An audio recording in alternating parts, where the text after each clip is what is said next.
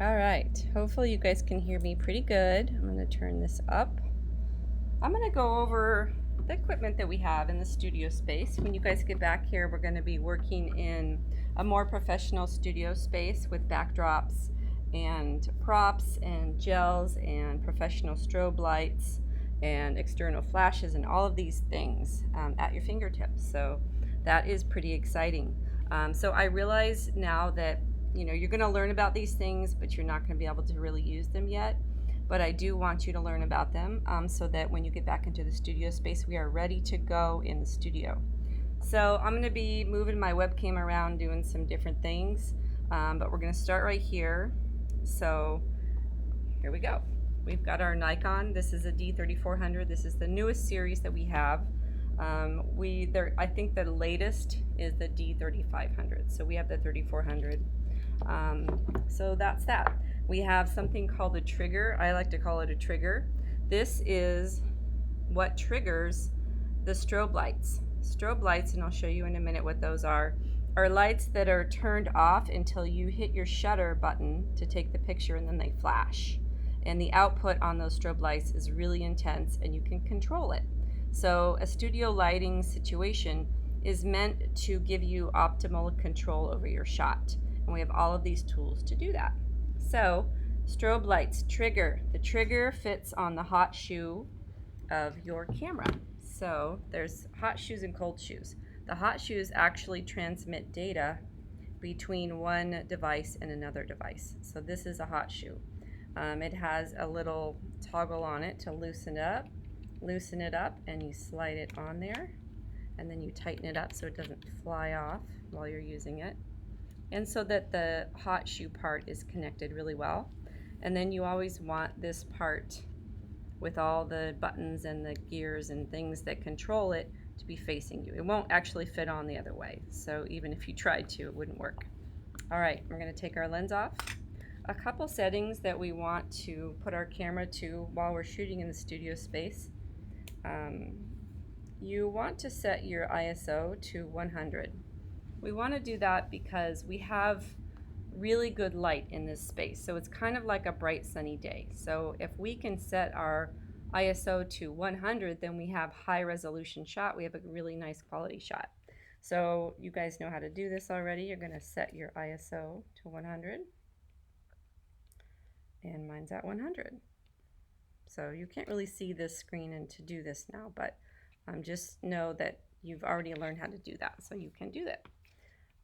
So the next thing we want to make sure is that because we're holding our camera and because our lens is only a certain millimeter length, the max millimeter length of our lens is 55.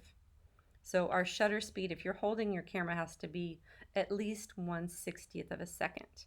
Now these rules change when we're using strobe lights, and here's why. The flash happens like that, so quick in a strobe light situation.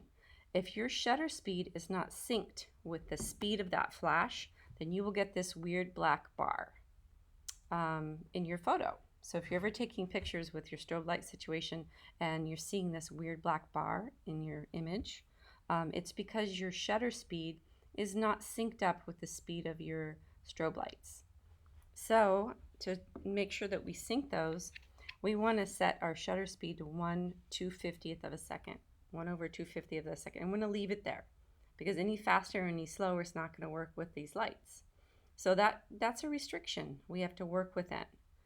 But we can put our f-stop and our aperture wide open to get as much light as we want, and we can also control the lights in our strobe, and we can also use reflectors, and we have a lot of ways of controlling this. But the one thing we can't change at the moment is the shutter speed, which needs to be set at 1/250th of a second. Okay, so we're going to make sure that we do that. And I'm also going to leave my f-stop alone right now because we have a really cool device called a light meter that will test and tell us what our f-stop should be set at. So this is what a light meter looks like. It's a neat little device. And you hold it directly up to your subject's face. And this little white ball here is called the Lumisphere. And this will read the light from that is reflecting off of your subject and tell you what f-stop to put your camera at. Now you might notice that this Lumisphere is sticking out. You can also retract it in. So if you're photographing or testing the light on something that's two-dimensional, like an artwork that's hanging on the wall, you want to put the Lumisphere in. But if you're photographing something with dimension, like a face, you want the Lumisphere to stick out so it reads the light bouncing from a three-dimensional object. Okay, and we're going to talk about different types of light meters in our lecture, but I'm not going to get into that right now. So we have our light meter. We turn it on the side here, and I'm going to explain to you how to use this. We also have to sync this with our camera settings. So we have to sync everything. So I don't know if we can see this or not. Let me hold it up here, possibly. We have different settings here. We have the ISO. So you actually move this by tapping on the screen. You can move it up and down. And then we have our shutter speed, which right here is represented as a T, 250, which means 1/250th of a second.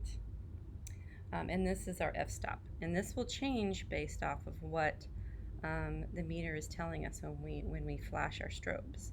So we'll go into that in a little bit. So that is our light meter. I always turn it off when I'm done so I don't waste battery. Batteries for all these things can get quite expensive. And then of course it's a delicate, expensive device, so it always goes back in its sheath. What are some of the other things I have here? This is an external flash. So if you don't have strobe lights and you're maybe shooting outside or in a dark space and you don't have a studio lighting set up, or maybe you're shooting a wedding and you're like shooting the reception, you want to use an external flash. And this is also a hot shoe item. So you take your trigger off. You wouldn't need your trigger unless you were using strobe lights in the studio setting. So you can remove that. And then the same thing, your buttons go facing you on the camera. And then you make sure it's nice and loose. And you slide it right on there. And then this is really important that we tighten that toggle, because this is a heavy flash, and you know, if it flies off, it's also very expensive. And then we can direct the light in different directions here, and we can also put something on here, which is one of my favorite things in the world. I don't know why I love this so much, but this is a Magmod diffuser, and this is basically just kind of a rubber diffuser. It's just a piece of rubber that fits over top of your flash here. And it softens the light and it spreads the light out, and it makes it less flashy. You know, you've probably used the flash on your camera already, and you'll notice that it really kind of like washes out a lot of the highlights. So this really is a good solution, because there's a lot more settings on the external flash that you can mess with, kind of like your strobe lights. And you can also attach things, not just tiny diffusers, but you can purchase this massive, like pillowy boxes, soft boxes on your external flash. In order to attach this to this, we need this attachment here, which is basically just, it's a magnet. It fits on there, but you have to stretch it over the top of your flash. And I like to actually do that before I attach it to the camera, because then I can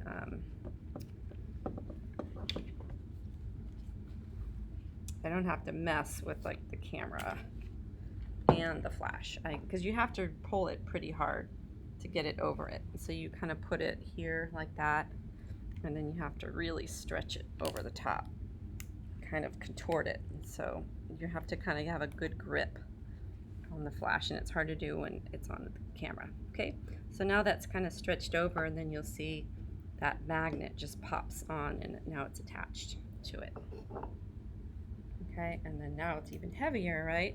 So we have to slide it back on there, and then of course make sure that that's really screwed on tight.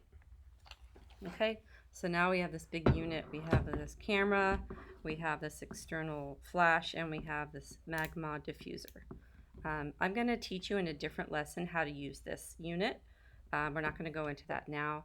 This is just kind of a demo on all of the things that we have at our fingertips. And then I will do separate demos for you on how to use the studio lights and the gels and your external flash right here. So, and sometimes Miss Groninger doesn't even know her own strength, and she screws this on so tight that she can't get it off again very easily, which is what's happened now. So I'm going to let that sit for a second, and I'm going to show you the other things that we have. So this is a can. This goes on our strobe lights, and we would use this can if we were using gels. So these are colored gels. These are really fun. I know students really love to play with these because they're so dramatic. But you can see in here that we've got a ton of different colors. Here we've got green, we've got blue, orange, pretty much the entire rainbow of colors, and diffusers, and you know, transparent papers to diffuse. We even have this gold, this beautiful gold reflector. So a lot of different things, and those actually get taped on top of, you put this on your strobe light, so there's a light in there, and then you tape your gel over top. And the gels are designed to be heat resistant. You don't leave them on there a long time, but they're a lot safer than the fabrics that we were talking about with our DIY space. Okay, last thing I'm going to show you before I do a different demo is this is that 5-in-1 reflector I was talking about. This is kind of like that light blocker you see in your car window, right? So it's going to pop open. Let me do it over here so it doesn't knock some stuff off. So we've got all these reflectors in there, reflectors and diffusers, and it's called a 5-in-1 because it's all zipped together in one disc, but you can take it off and you can remove it and you can change it. So this one is the diffuser. You can kind of see the camera equipment through it. So that's like the DIY diffuser I had you make. And then we have a gold side, which makes your photos really warm and kind of glowy. And then we have a white side, which is more opaque than your diffuser, so it's like a reflector. And then we have a silver side, which makes your photos a lot warmer, cooler actually, and the reflected light is a lot sharper and harsher. And then we have an anti-reflector, so if we want to make something darker, we can put the black on, and you just pick which one you want. I think I'll pick the gold because it's fun. And then we just put this diffuser inside, and we face the reflector that we want out on the outside, and that's the one we're using. And then the diffuser frame holds it in place, and then we can, you know, move it around. Whenever you're shooting, it's a good idea to have an assistant to hold these things and help you with things. So those are our things. Those are our parts. These are all our accessories, all of our tools for shooting in the studio and also outside of the studio space.